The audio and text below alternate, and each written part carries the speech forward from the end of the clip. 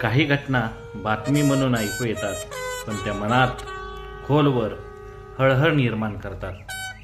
9 जानेवारी रोजी घडलेली एक मन सुन्न करणारी घटना आणि 10 जानेवारी रोजी दिला गेलेला अंतिम निरोप राजधानी साताऱ्याला पूर्णपणे हळहळून टाकणारा ठरला आहे. सातारा जिल्ह्यातील आरेदरे गावचे सुपुत्र, सीमा सुरक्षा दलात कार्यरत असलेले जवान प्रमोद परशुराम जाधव, वय अवघं 32 वर्ष, लडाखसारख्या अत्यंत कठीण आणि प्रतिकूल परिस्थितीत देशाच्या सीमेवर अहोरात्र कर्तव्य बजावणारा हा जवान देशसेवेचा अभिमान आणि कुटुंबासाठीची जबाबदारी दोन्ही खांद्यावर घेऊन तो उभा होता.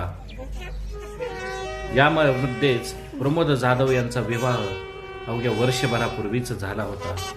त्यांच्या पत्नीची प्रसूती काही दिवसातच होणार होती. पहिल्यांदाच बाबा होण्याचा क्षण ज्याची ते आतुरतेने वाट पाहत होते.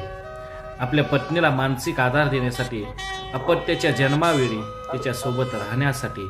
म्हणूनच प्रमोद जाधव लडाखहून सुट्टीवर गावी आले होते. पत्नीला प्रसूतीसाठी रुग्णालयात दाखलही करण्यात आलेले होते. मात्र नियतीला काही वेगळंच मंजूर होतं. 9 जानेवारी रोजी रात्री 8:30च्या सुमारास पत्नी रुग्णालयात दाखल असताना प्रमोद जाधव दुचाकीवरून साताऱ्याकडे येत होते. तेव्हा भिक्षेकरी गृहाजवळ समोरून आलेल्या भरधाव टेम्पोने त्यांच्या दुचाकीला जोरदार धडक दिली. या धडकेत प्रमोद जाधव रस्त्यावर फेकले गेले आणि पाठीमागून येणाऱ्या दुसऱ्या दुचाकीवर आपटले. या भीषण अपघातात ते गंभीर जखमी झाले. अपघाताची माहिती मिळताच शाहूपुरी पोलिसांनी घटनास्थळी धाव घेतली.